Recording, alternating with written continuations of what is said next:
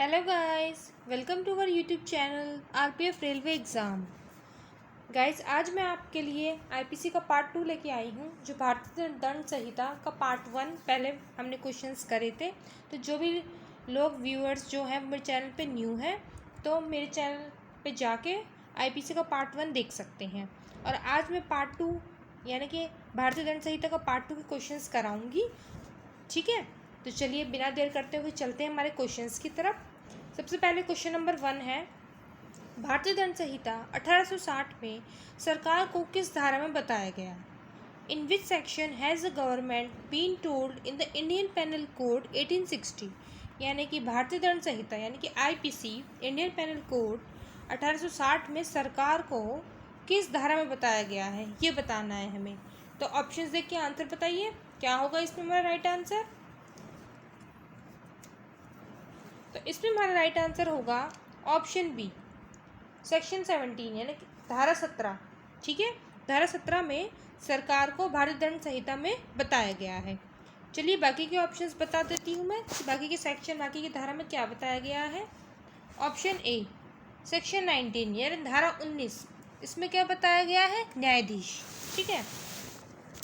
Option C, section 20 यानी धारा 20, इसमें क्या बताया गया है? न्यायालय के बारे में। सेक्शन डी, डी ऑप्शन में दिया हुआ है सेक्शन 18 धारा 18, इसमें क्या बताया गया? धारा 18 में भारत के बारे में। ठीक है, तो चलिए हम नेक्स्ट क्वेश्चन पे चलते हैं। क्वेश्चन नंबर 2, भारतीय दंड संहिता 1860 चोरी की संपत्ति की परिभाषा की धारा में बताई गई है। मतलब भारतीय दंड संहिता 1860 में चोरी की संपत्ति जो है उसकी परिभाषा किस धारा में बताई गई है, ये बताना है हमें। In which section is the definition of stolen property given in the Indian penal code 1860? चलिए ऑप्शंस देख के आंसर बताइए, क्या है हमारा आंसर।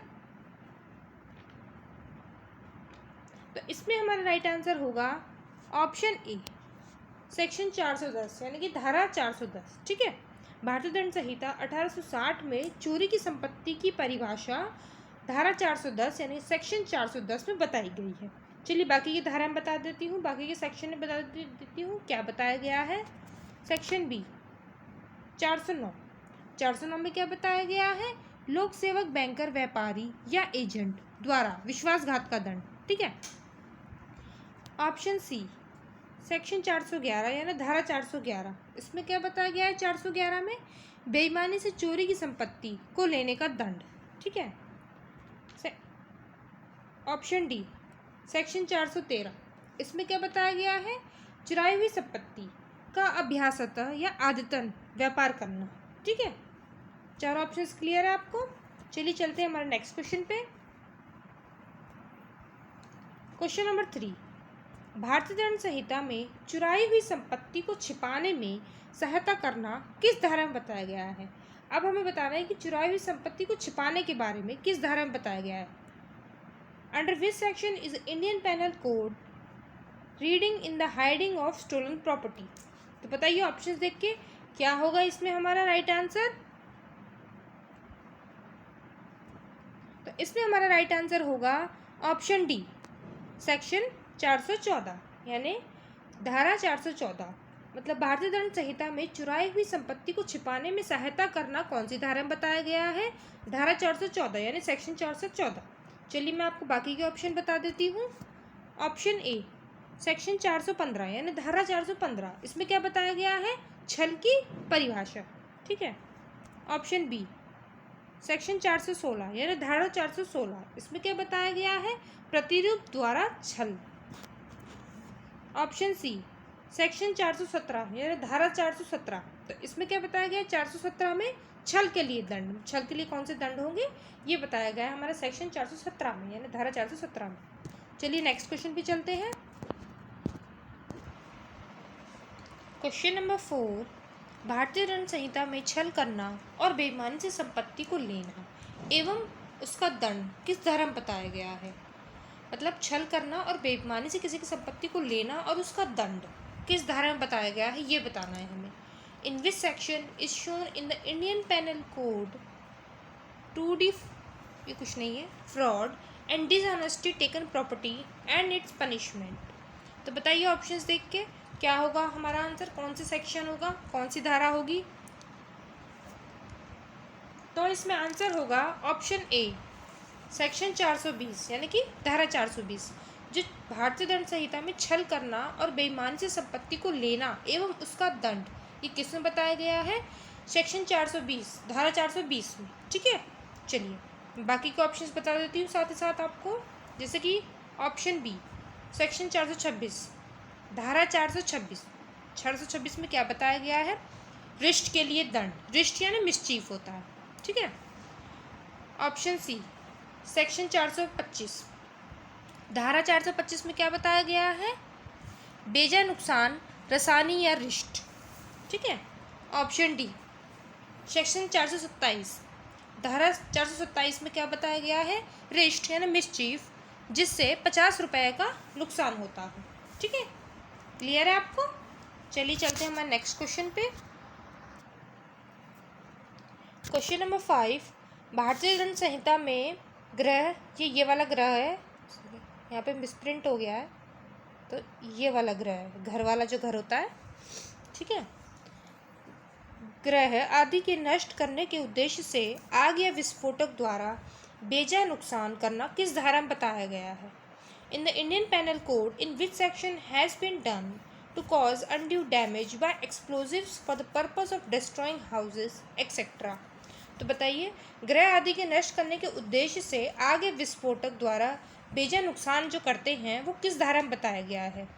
ऑप्शंस देख के आंसर बताइए, कौन सी धारा हमारा राइट होगी, कौन सा सेक्शन हमारा राइट होगा। तो इसमें हमारा राइट आंसर है ऑप्शन बी, सेक्शन 436 यानी कि धारा 436। ठीक है, इसमें भारतीय दंड संहिता में ग्रह आदि के नष्ट करने के उद्देश्य से आग या विस्फोटक द्वारा बेजा नुकसान करना सेक्शन 436 धारा 436 में बताया गया है। ठीक है, चलिए बाकी के ऑप्शन बता देती हूँ मैं आपको, जैसे कि ऑप्शन दिया हुआ है ऑप्शन ए, सेक्शन 435 धारा 435, इसमें क्या बताया गया है, 100 रुपये का कृषि उपज से 10 रुपये से अधिक के नुकसान आग या विस्फोटक पदार्थ द्वारा बेजा हानि करना। ठीक है, ऑप्शन सी, सेक्शन 441, इसमें क्या बताया गया है, आपराधिक अनाधिकार प्रवेश। ठीक है, और ऑप्शन डी, सेक्शन 442, इसमें क्या बताया गया है, 442 में गृह अनाधिकार प्रवेश। ठीक है, चलिए क्लियर है आपको। चलिए हम नेक्स्ट क्वेश्चन पे चलते हैं। क्वेश्चन नंबर 6, भारतीय दंड संहिता में रात्रि में छिपकर गृह अनाधिकार प्रवेश किस धारा में बताया गया है। मतलब रात्रि में छिपकर जो गृह अनाधिकार प्रवेश होता है वो किस धारा में बताया गया है, ये बताना है हमें। In which section is the entry of house trespass hidden at night in the Indian penal code 1860। बताइए ऑप्शन देख के क्या होगा इसमें हमारा आंसर, कौन सी धारा में, कौन से सेक्शन में बताया गया है कि रात्रि में छिपकर गृह अनाधिकार प्रवेश। तो इसमें हमारा राइट आंसर होगा ऑप्शन बी, सेक्शन 444 यानी धारा 444। ठीक है, ये इसका राइट आंसर है। अब मैं आपको बाकी के ऑप्शन बता देती हूँ कि बाकी के ऑप्शन में क्या क्या बताया है, ताकि इससे आपकी अच्छी तैयारी हो जाएगी और एक क्वेश्चन से आपके 4 क्वेश्चन हो जाते हैं। तो ऑप्शन ए में बताया गया है जैसे कि सेक्शन 443, इसमें क्या बताया गया है, 443 में छिपकर गृह अनाधिकार प्रवेश। ठीक है, और ऑप्शन सी, सेक्शन 448, इसमें क्या बताया गया है, 448 में गृह अनाधिकार प्रवेश का दंड। ठीक है, और ऑप्शन डी, सेक्शन 447 यानी कि धारा 447, इसमें क्या बताया गया है, 447 में आपराधिक अनाधिकार प्रवेश का दंड। ठीक है, चलिए क्लियर है आपको। चलते हैं हम नेक्स्ट क्वेश्चन पे। क्वेश्चन नंबर 7, भारतीय दंड संहिता में मृत्यु से दंडनीय अपराध को करने के लिए गृह अतिचार किस धारा में बताया गया है। In which section is the plan of trespass to commit a crime punishable by death in the Indian penal code 1860। तो बताइए ऑप्शन देख के क्या होगा इसमें हमारा राइट आंसर, मृत्यु से दंडनीय अपराध को करने के लिए गृह अतिचार किस धारा में बताया गया है। तो इसमें हमारा राइट आंसर है ऑप्शन ए, सेक्शन 449। ठीक है, धारा 449 ये इसका राइट आंसर है। और बाकी के ऑप्शंस मैं आपको बता देती हूँ, जैसे कि ऑप्शन बी सेक्शन 450, धारा 450, इसमें क्या बताया गया है? 450 में आजीवन कारावास से दंडनीय अपराध को करने के लिए गृह अतिचार, ठीक है। और ऑप्शन सी सेक्शन 451, इसमें क्या बताया गया है? 451 में कारावास से दंडनीय अपराध को करने के लिए गृह अतिचार, ठीक है। और ऑप्शन डी सेक्शन 452, इसमें क्या बताया गया है? 452 में उपहति हमला या सदोष अवरोध की तैयारी के पश्चात गृह अतिचार, ठीक है। 4 ऑप्शंस हो गए क्लियर आपके। चलिए चलते हैं हम नेक्स्ट क्वेश्चन पे। क्वेश्चन नंबर 8, भारतीय दंड संहिता में बनपात्र जिसमें संपत्ति हो और बेईमानी से तोड़कर खोलना किस धारा में बताया गया है? मतलब जो बनपात्र होते हैं उसमें से संपत्ति को बेईमानी से तोड़कर खोलना हमारी किस धारा में बताया गया है? In the Indian penal code in which section are the lock the characters having property and unscrupulous breaking open. तो बताइए क्या होगा इसमें हमारा राइट आंसर? कौन सी धारा राइट होगी, कौन सा सेक्शन राइट होगा इसमें? भारतीय दंड संहिता में बनपात्र जिसमें संपत्ति हो और बेईमानी से तोड़कर उसे खोला जाए तो वो किस धारा में बताया गया है?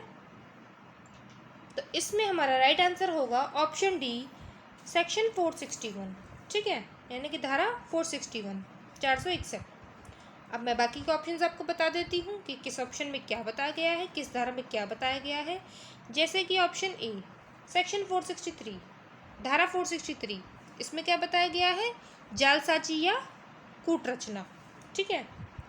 ऑप्शन बी सेक्शन 471, धारा 471, इसमें क्या बताया गया है? 471 में जालसाजी या कूट रचना दस्तावेज को असली रूप में उपयोग में लाना, ठीक है। ऑप्शन सी सेक्शन 462, धारा 462, इसमें क्या बताया गया है? बनपात्र को सुपुत्र किए हुए व्यक्ति द्वारा अपराध करने पर दंड, ठीक है। 4 ऑप्शन आपको क्लियर हो गए, चारों धारा आपको पता चल गई कि कौन सी धारा में क्या बताया गया है। चलिए चलते हैं नेक्स्ट क्वेश्चन। क्वेश्चन नंबर 9, भारतीय दंड संहिता में मानहानि किस धारा में बताया गया है? मानहानि हमको बतानी है कि किस धारा में बताया गया है, ठीक है। Under which section is defamation in Indian penal code 1860। तो बताइए ऑप्शंस देख के क्या होगा इसमें हमारा राइट आंसर? तो इसमें हमारा राइट आंसर होगा ऑप्शन डी सेक्शन 499, यानी कि धारा 499। धारा 499 में क्या बताया गया है? मानहानि के बारे में, ठीक है। चलिए मैं आपको बाकी के ऑप्शंस बता देती हूँ। जैसे कि ऑप्शन ए सेक्शन 453, इसमें क्या बताया गया है? प्रच्छन्न, गृह अतिचार या गृह भेदन के लिए दंड। प्रच्छन्न यानी हिडन होता है, ठीक है। ऑप्शन बी सेक्शन 456, इसमें क्या बताया गया है? 456 में रात्रि प्रच्छन्न यानी हिडन, गृह अतिचार या रात्रि गृह भेदन के लिए दंड, ठीक है। और इस 499 बताया था मैंने मानहानि, इसका दंड जो है वो बताया गया है सेक्शन 500 यानी धारा 500 में, ठीक है। मानहानि का दंड किस में है? ऑप्शन सी सेक्शन 500 धारा 500, ठीक है। चलिए नेक्स्ट क्वेश्चन पे चलते हैं। क्वेश्चन नंबर 10, भारतीय दंड संहिता में ठग कौन सी धारा में बताया गया है? मतलब ठग जो है हमें बताना है कौन सी धारा में बताया गया है। In which section is the Indian penal code in poster. बताइए क्या होगा इसमें हमारा राइट आंसर? ठग जो है वो भारतीय दंड संहिता की कौन सी धारा में बताया गया है, कौन से सेक्शन में बताया गया है? तो हमारा राइट आंसर होगा ऑप्शन ए सेक्शन 310, यानी कि धारा 310 में क्या बताया गया है? ठग के बारे में, ठीक है। चलिए बाकी के ऑप्शंस बता देती हूँ किस में क्या बताया गया है। जैसे कि ऑप्शन बी सेक्शन 311 में ठग का दंड बताया गया है, जिसमें मैंने ऊपर बताया आपको कि सेक्शन 310 धारा 310 में ठग के बारे में बताया गया है, और इस ठग का दंड मतलब क्या दंड होगा उसके बारे में सेक्शन 311 में बताया गया है, धारा 311 में बताया गया है। ऑप्शन सी सेक्शन 312, इसमें क्या बताया गया है? 312 में गर्भपात कराना, ठीक है। और अबॉर्शन जो होता है ऑप्शन डी सेक्शन 313, इसमें क्या बताया गया है? 313 में स्त्री की सहमति के बिना गर्भपात कारित करना। ठीक है, चलिए नेक्स्ट क्वेश्चन पे चलते हैं। क्वेश्चन नंबर 10, भारतीय दंड संहिता में कौन सी धारा में महिला का पीछा करना बताया गया है? मतलब पीछा करना, जो महिला का पीछा करना कौन सी धारा में बताया गया है भारतीय दंड संहिता में, इंडियन पेनल कोड में? In which section has been described in the Indian penal code to chase a women? ठीक है, महिला का पीछा करना कौन सी धारा में बताया गया है, कौन से सेक्शन में बताया गया है? बताइए जल्दी, ऑप्शन देख के आंसर क्या होगा इसमें हमारा आंसर? तो इसमें हमारा आंसर होगा ऑप्शन डी, सेक्शन 354 का डी। ठीक है, धारा 354 का डी, इसमें बताया गया है महिला का पीछा करना। चलिए मैं आपको बाकी के ऑप्शंस बता देती हूँ। जैसे कि ऑप्शन ए, सेक्शन 354 ए, धारा 354 ए में बताया गया है लैंगिक उत्पीड़न और लैंगिक उत्पीड़न के लिए दंड, जैसे कि किसी स्त्री की इच्छा के विरुद्ध बलात् अश्लील साहित्य दिखाएगा या टिप्पणी करेगा। ठीक है, ये सब चीज़ें आती हैं सेक्शन 354 का ए में। ऑप्शन बी, सेक्शन 354 का बी, इसमें क्या बताया गया है? विवस्त्र करने से आशय से स्त्री पर हमला किया आपराधिक बल का प्रयोग करेगा। ठीक है। ऑप्शन सी, सेक्शन 354 का सी, यानी कि धारा 354 का सी, इसमें क्या बताया गया है? दुश्चरित्रता, जैसे कि किसी स्त्री को टकाटक देखना या फिर उसका फ़ोटो खींचेगा या फिर उसे प्रस्तारित करेगा। ये सारी चीज़ें सेक्शन 354 के सी में आती है। ठीक है, चलिए हो गया आपको क्लियर। चलते हैं हमारे नेक्स्ट क्वेश्चन पे। क्वेश्चन नंबर 11, भारतीय दंड संहिता में अपहरण को किस धारा में बताया गया है? In which section is the abduction described in the Indian penal code? अपहरण, एब्डक्शन को भारतीय दंड संहिता आईपीसी की किस धारा में बताया गया है? चलिए ऑप्शन देख के आंसर बताइए क्या होगा इसमें हमारा राइट आंसर, कौन सा सेक्शन, कौन सी धारा होगी राइट? तो इसमें हमारा राइट आंसर है ऑप्शन ए, सेक्शन 362, धारा 362। ठीक है, क्या बताया गया है 362 में? अपहरण के बारे में भारतीय दंड संहिता में। और ऑप्शन बी, सेक्शन 364 का ए, इसमें क्या बताया गया है? 364 का ए में फिरौती के लिए अपहरण आदि। ठीक है, फिरौती के बारे में, फिरौती के लिए जो अपहरण करते हैं उसके बारे में बताया गया है 364 का ए में। ठीक है, ये आईपीसी की धारा 364 का संज्ञेय है। ठीक है, चलिए नेक्स्ट क्वेश्चन पे चलते हैं हम।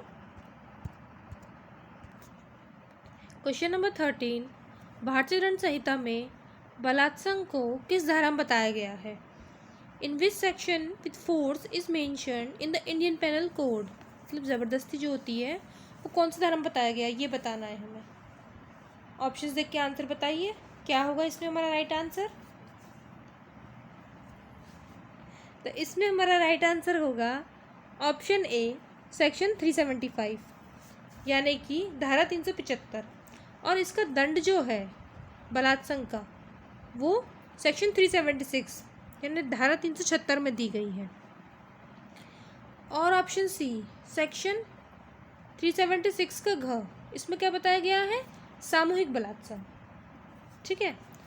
और ऑप्शन डी, सेक्शन 366 का बी, धारा 366 का बी, इसमें क्या बताया गया है? विदेश से लड़की का आयात करना जो कि 21 वर्ष से जिसकी आयु कम हो।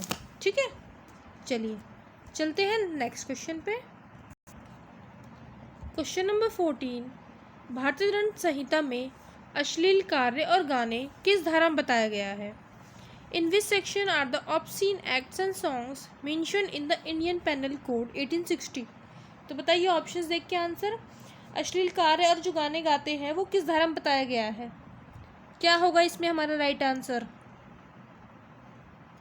तो इसमें हमारा राइट आंसर होगा ऑप्शन ए, सेक्शन 294। ठीक है, धारा 394। इसमें कि जो कोई किसी लोक स्थान पर कोई अश्लील कार्य करेगा या फिर अश्लील गाने गाएगा या फिर किसी को अपशब्द बोलेगा लड़की को।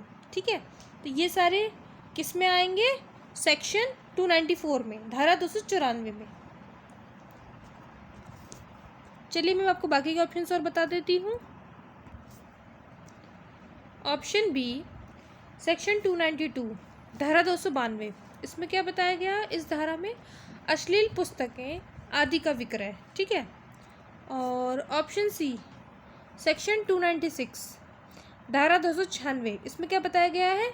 धार्मिक जमाव में विघ्न डालना, जैसे कि जो कोई धार्मिक उपासना संस्कार में वैध रूप से लगे हुए हैं, किसी जमाव में अपनी इच्छा के अनुसार वो धार्मिक पूजा कर रहे हैं, कुछ भी कार्यक्रम कर रहे हैं, उसमें अगर कोई विघ्न डालता है तो उसके बारे में सेक्शन 296 में बताया गया है, ठीक है।